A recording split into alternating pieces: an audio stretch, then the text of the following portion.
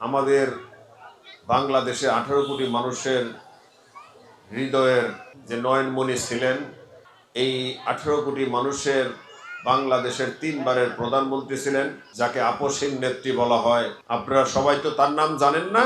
সেই নেত্রী আজকে আমাদের মাঝে নাই। আমাদের এইরকম সবারই চলে যেতে হবে। তার যে কর্মকাণ্ড ছিল, সে যে ত্যাগ স্বীকার করেছে আমাদের জন্য, সেগুলি নিয়ে আলোচনা হয়েছিল। আপনারা একটু নিজেরা শুনবেন, ছোট ছোট বাচ্চাদের শোনাইবেন।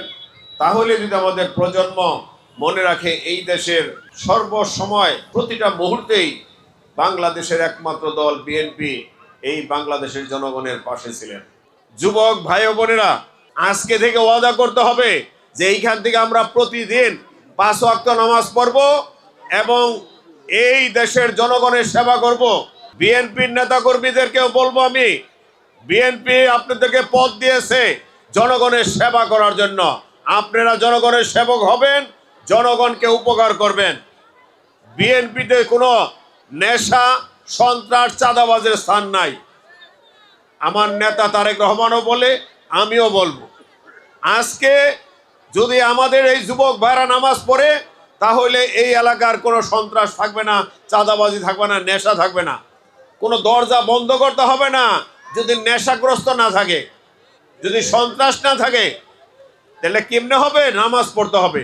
আল্লাহটাই চাইলে, আল্লাহর প্রিয় বান্দা হইলে আল্লাহই রক্ষা করবে। এর জন্য আমি বলবো, যুবকদের প্রতি অনুরোধ থাকবে, যুবক যুবতী নামাজ পড়তে হবে। আর মুরব্বীদের প্রতি অনুরোধ থাকবে, আপনার ছেলে, আপনার নাতি পুতি এরা কি নামাজ পড়ে কিনা এদেরকে দেখশন করার জন্য মা বোনদেরও দায়িত্ব থাকবে। তার ছেলে মেয়ে রাত্রে বাসায় আসলো কিনা, নামাজ ঠিক মতো পড়ে কিনা। নামাজ পড়লে নেশা করবে না, নেশা না করলে সন্ত্রাস হবে না, সন্ত্রাস না করলে চাঁদাবাজি হবে না। তাহলেই কিন্তু সমাজ শান্তিতে থাকবে।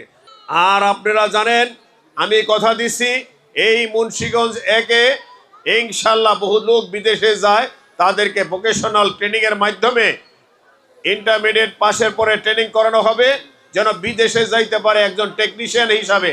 মাস্টার ডিগ্রি পাশ করে, বিএ পাশ করে যায় ক্লিনারে, লেবারে, সেই জিনিসটা হবে না। আর আমরা একটা ইনশাআল্লাহ সহায় থাকলে আমার চেষ্টা থাকবে একটা ইউনিভার্সিটি করার জন্য, একটা মেডিকেল হসপিটাল সহ কলেজ করার জন্য। তাহলে যদি এই এলাকার মানুষ আর ঢাকা যাইতে না হয়, চিকিৎসার জন্য এইখানে চিকিৎসা করতে পারবে এবং আমাদের ইউনিভার্সিটিতে ছেলে মেয়েরা সুন্দরভাবে লেখাপড়া করতে পারবে।